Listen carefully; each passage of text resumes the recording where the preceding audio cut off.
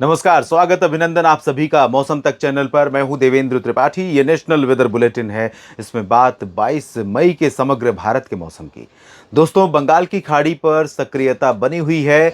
Monsoon system monsoon तो आगे बढ़ रहा है और एक नया लो प्रेशर सिस्टम डेवलप होने वाला है 22 मई को। लेकिन उत्तर भारत के क्षेत्रों के लिए निराशा हाथ लग रही है। इतनी सक्रियता दक्षिण भारत और एडजॉइनिंग प्लेसेस पर जो बनी हुई है, उसका फायदा उत्तर भारत के भागों में नहीं मिल रहा है। उत्तर भारत में लगातार झुलसा देने वाली, जला देने वाली गर्मी पड़ रही है। लेकिन थोड़ी बहुत नमी जो यहाँ पर पहुंच रही है किसी भी तरह से हवा के रास्ते, हवा के माध्यम से, वो यहाँ पर कुछ लोकल लेवल पर क्लाउडिंग को कह सकते हैं कि इंड्यूस कर सकती है। कुछ बादल यहाँ पर बन सकते हैं, चाहे वो राजस्थान का पूर्वी रीजन हो या फिर गुजरात का पूर्वी हिस्सा, वेस्ट एमपी हो, दिल्ली और हरियाणा तथा उत्तर प्रदेश के क्षेत्र हो, मध्य प्रदेश हो। लेकिन अभी ऐसा कोई सिग्निफिकेंट सिस्टम यहाँ पर नहीं बन रहा है, चाहे वो पाकिस्तान का रीजन हो या राजस्थान गुजरात के हिस्से हो, जो अरब सागर से नमी को चुरा कर ला सकें और यहाँ पर कुछ राहत दे सकें। यहाँ से जो प्रोग्रेस हो रही है वो जाहिर सी बात है, क्योंकि अब मानसून सीजन है तो इतनी तेजी से इधर से बादल ना पहुंचेंगे, ना हवाएं पहुंचेंगी जो यहाँ पर बारिश लेकर पहुंचे और जमकर बरसात हो जाए और राहत मिल जाए लोगों को। तो ऐसा नहीं होने वाला है अनटिल एंड अनलेस ये सिस्टम ऐसा बने, स्ट्रांग डिप्रेशन की इंटेंसिटी तक जाए और ये यहाँ पर उड़ीसा या छत्तीसगढ़ और उड़ीसा और झारखंड, पश्चिम बंगाल के रास्ते अंदर की तरफ आए, तब इससे राहत मिल सकती है। क्योंकि अब मानसून सीजन है तो अरब सागर का जो स्वतः कह सकते हैं कि जो नॉर्मल बिहेवियर है, सामान्य बर्ताव है इस सीज़न में, इस समय, वो ये है कि यहाँ से पूरी हवा को ये नीचे की तरफ थ्रो करता है और यहाँ से जो हवा है वो आने के बाद जो भूमध्य रेखा का ऊपर का हिस्सा है, इसके ऊपर से बंगाल की खाड़ी में पहुंचती है और यहाँ से आगे बढ़नी शुरू होती है। अभी तो बहुत सारे मौसमी सिस्टम बने हुए हैं, इसलिए थोड़ा बहुत इसमें डिस्टर्बेंस दिख सकता है। लेकिन जो अरब सागर के हिस्सा के उत्तरी क्षेत्र हैं, यहाँ से आमतौर पर नमी थोड़ी थोड़ी आती रहती है, जिसकी वजह से यहाँ पर कुछ बारिश की संभावना बीच में प्री मानसून में बन जाती है इस समय भी। लेकिन अभी ऐसा नहीं देखने को मिल रहा है। वजह यह कि यहाँ पर कोई ऐसा सिस्टम नहीं है। और अब जो इंडिकेशन मिल रहे हैं इस सिस्टम के बनने के बाद, इसका अनुमान है कि उत्तर की तरफ, उत्तर पूर्वी दिशा की तरफ ही जाएगा। अगर ये उत्तर पूर्वी दिशा में जाता है तो यहाँ पर कोई राहत अभी फिलहाल नहीं मिलेगी। लेकिन अगर इसने रास्ता बदला, अभी इसको लेकर असमंजस है, अगर इसने रास्ता बदला यहाँ से, तो निश्चित तौर पर भारत के तमाम उत्तरी क्षेत्रों को भी कुछ राहत मिलेगी। इन परिस्थितियों में जो संभावनाएं अगले 24 घंटों की दिख रही हैं बारिश की या हीट वेव के जारी रहने की, वो क्या है, कहाँ पर किस तरह की संभावना है, आइए ये जान लेते हैं। तो यहाँ पर आप देखें, मॉडल के हिसाब से बिल्कुल भी भारत के उत्तरी और मध्य क्षेत्र ज़्यादातर जगहों पर क्लियर दिखाई पड़ रहे हैं। दक्षिण में भी बहुत एक्टिविटी कुछ एक जगहों पर कॉन्सेंट्रेट हो रही है। धीरे धीरे बारिश और क्षेत्रों में बढ़ेगी, चाहे वो पूर्वी घाट हो भारत का, ये वाला हिस्सा हो, या ये साउथ पेनिनसुलर रीजन का इंटीरियर पोर्शन हो, या पूर्वोत्तर भारत के क्षेत्र हो और पूर्वी भारत का हिस्सा हो। अभी जो इंडिकेशन मिल रहा है उसके अनुसार जब ये सिस्टम बनेगा और आगे बढ़ना शुरू करेगा, तो आने इधर से अगर आया बाई चांस, अगर म्यांमार की तरफ गया तो पूर्वोत्तर भारत में बहुत ज़्यादा तबाही मचा सकता है। अगर इधर आया तो यहाँ पर काफ़ी जगहों पर तबाही मचाने के बाद बिहार से रिकर्व कर जाएगा। और ये दो ट्रैक अभी प्रोबेबल लग रहे हैं। अगर यहाँ से रिकर्व करने के बजाय ये पश्चिम की दिशा में आगे बढ़ा तो पंजाब हरियाणा तक के क्षेत्रों में नमी का थ्रो बहुत ज़्यादा पहुँचेगा और ऐसे में पंजाब के शहरों में, राजस्थान के उत्तर पश्चिमी या उत्तर पूर्वी शहरों में, चाहे गंगानगर हो या हनुमानगढ़, इन भागों में भी लोगों को राहत मिलेगी।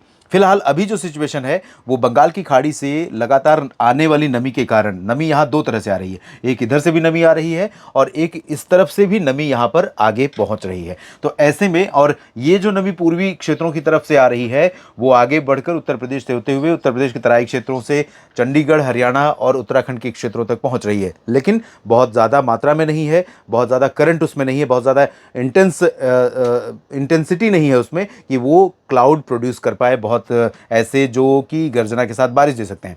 फिलहाल अरुणाचल प्रदेश, असम, मेघालय और नागालैंड, मणिपुर, मिजोरम, त्रिपुरा, सिक्किम, उप हिमालय पश्चिम बंगाल और गंगेय पश्चिम बंगाल, झारखंड, बिहार, इन सभी भागों में कई जगहों पर हल्की से मध्यम, कुछ स्थानों पर थोड़ी समय के लिए तेज बारिश होने की संभावना है। बादलों की गर्जना के साथ बारिश होगी और लाइटनिंग हो सकती है। बिजली गिरने की घटनाएं भी पश्चिम बंगाल के गंगेय क्षेत्रों, झारखंड के पूर्वी रीजन और बिहार में कुछ जगहों पर हो सकती हैं। लेकिन यहाँ पर खासतौर पर पश्चिमी बिहार की बात करें, पश्चिमी झारखंड की बात करें, तो यहाँ पर उमस के साथ गर्मी का प्रकोप भी बना रहेगा। टेम्परेचर भी अब नॉर्मल कई जगहों पर रहेगा। हालांकि जहाँ पर बारिश हो रही है पूर्वी बिहार में, पूर्वी झारखंड के भागों में, यहाँ पर गर्मी से तो लोगों को राहत मिलेगी। हालांकि ये सही है कि जो प्री मानसून की एक्टिविटीज़ हैं ये खुद अपने आप में एक चुनौती यहाँ पर बनी हुई है। और जो हवा यहाँ से उत्तर प्रदेश के रास्ते पूर्व पश्चिम में तराई क्षेत्रों में पहुँच रही है, इस हवा में इतनी इंटेंसिटी, जैसा कि मैंने कहा, नहीं है कि बहुत ज़्यादा बादल प्रोड्यूस कर सके, लेकिन इसके बावजूद पूर्वी उत्तर प्रदेश के कुछ हिस्सों में और साथ ही साथ तराई वाले रीजन में और इधर उत्तराखंड में कुछ जगहों पर बादल बनने की संभावनाएं रहेंगी। और कहीं कहीं पर हो सकता है हल्की वर्षा भी उत्तराखंड में और इस तराई रीजन में कहीं पर आंधी के साथ हल्की फुल्की वर्षा हो जाए।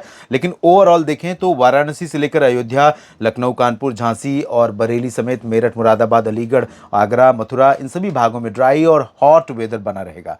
उत्तर भारत की बाकी जगहों की बात करें तो पंजाब में भी कोई राहत नहीं मिल रही है, चंडीगढ़ में भी राहत की उम्मीद नहीं है, हरियाणा और दिल्ली में भी गर्मी का प्रकोप इसी तरह से बना रहेगा, यानी 44 से 47 डिग्री के बीच तापमान इन जगहों पर रिकॉर्ड किया जाएगा। फाजिल्का, फरीदकोट, पटियाला, लुधियाना, मनसा, संगरूर, अमृतसर, इधर अंबाला से लेकर हिसार, सिरसा और गुरुग्राम से लेकर फरीदाबाद, गंगानगर से लेकर बीकानेर, जैसलमेर, बाड़मेर, जालौर, जोधपुर, उदयपुर, भीलवाड़ा, डूंगरपुर, प्रतापगढ़, सवाई माधोपुर, जयपुर, अलवर, सीकर, इन सभी भागों में भी गर्मी का प्रकोप लगातार बना रहेगा। मध्य भारत के भागों में गुजरात इस समय भीषण गर्मी से दो चार हो रहा है। गुजरात के साथ साथ मध्य प्रदेश में भी कई जगहों पर प्रचंड गर्मी का प्रकोप है, क्योंकि टेम्परेचर यहाँ पर भी 44-45 डिग्री से ऊपर रिकॉर्ड किया जा रहा है।